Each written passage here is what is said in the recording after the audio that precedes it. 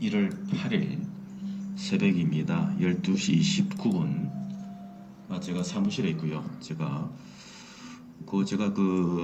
제 블로그를 보다 보니까 재미난 선몽 이야기가 있어가지고 제가 말씀을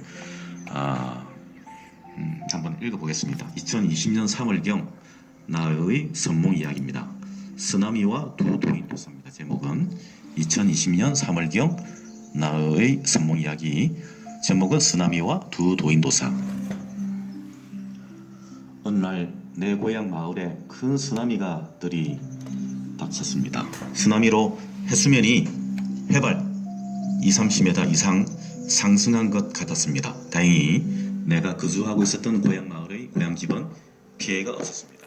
바닷가에서 한 200m 떨어져 있었고 바닷가로부터 다소 고지대에 위치해 있었던 터였습니다. 그러나 쓰나미 규모가 워낙 크다 보니 고향집 앞마당 바로 아래 밭이 있었는데 텃밭 바로 밑까지 물이 차올랐던 것입니다. 바닷물 해수면이 30m 정도 상승했으니 동남해 해안 지역에서 쓰나미의 규모나 피해 상황이 얼마나 될지는 꿈속이라도 상상 이상 아니겠습니까?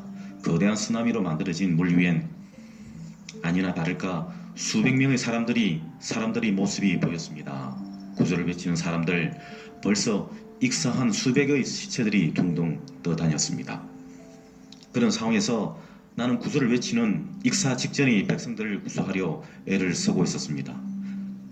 나에게 뭔가 도력이 생긴 것 같았습니다. 구조를 하고 숨을 못 쉬는 사람들에게 손으로 기운을 넣으니 살아나는 것이었습니다. 내가 수십 명쯤 쓰나미에 휩쓸려가는 주민들을 구조하고 있었던 것입니다. 그런데 연상이 되는 그 구조 장면 옆에 두 명의 도인 같은 분이 계셨습니다. 정자세로 앉아있는 두 도인이 보였습니다. 아비 귀환의 그 쓰나미와 관계없이 단전 호흡을 하는 듯 본인들은 도인이고 존경을 받아야 한다는 근엄한 모습이었습니다. 그러나 두 도사 모두 초라해 보이고 사람이 죽어 쓰나미에 휩쓸려가는 주민들에겐 관심이 없었고 본인들에게 절을 하고 고개를 숙이기를 바라듯 꼿꼿이 정자세로 앉아 있었습니다. 또한 두 도인 간에는 도력의 차이가 있는 듯 해 보였습니다.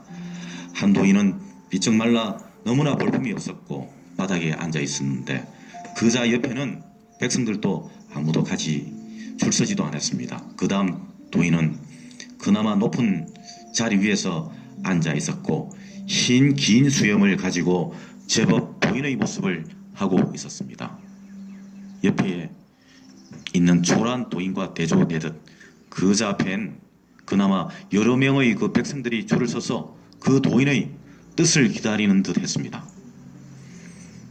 문제는 내 눈에 그 도인 모두 한심해 보였습니다. 두 도인은 자기들끼리 도력 경쟁을 하듯 백성들의 존경심을 요구하는 등 조금은 쓰나미와 백성들의 죽음엔 무심하고 뻔뻔한 모습의 느낌을 받았습니다. 쓰나미로 내가 수십 명의 주민들을 구조하는 상황과는 정말 어울리지 않는 모습이었습니다.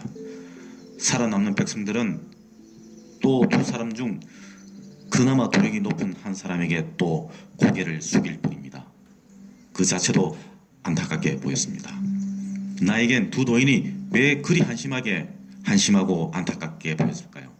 백성들은 쓰나미로 죽음을 맞이하고 있는데 도인 두 사람은 자기들끼리 경쟁이라도 하는 듯 백성들의 인기와 존경을 탐하고 있었습니다. 무슨 의미였을까요? 재작년이죠. 2020년 3월경 새벽 4시경 나의 선몽이었습니다. 과연 그 무책임한 도인은 누구였고 쓰나미와 함께 무슨 뜻을 얘기하려 했던 것일까요? 잘 모르지만 그냥 흘려보낼 꿈은 아니었기에 고이 기억 속에 넣어두었다가 이제 다시 현실 상황과 일부 맥이 닿는 부분이 있는 것 같아 기억을 살려 블로그에 정리해 봅니다. 제가 그 선몽을 꾼 얘기를 잠시 읊어봤습니다.